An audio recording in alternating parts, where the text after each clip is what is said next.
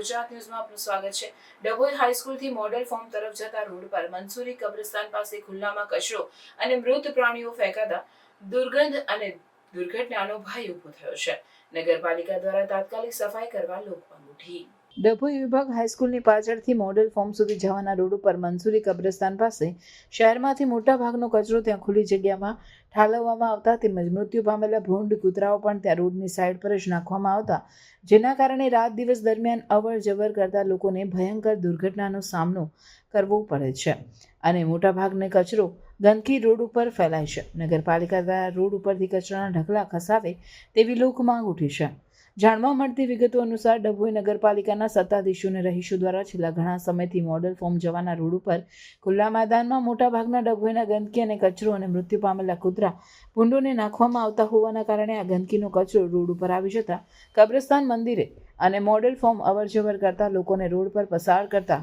દરમિયાન ગંદકીથી દુર્ગંધ એટલી બધી ફેલાય છે કે રોડ ઉપરથી પસાર થવું મુશ્કેલ બની જાય છે।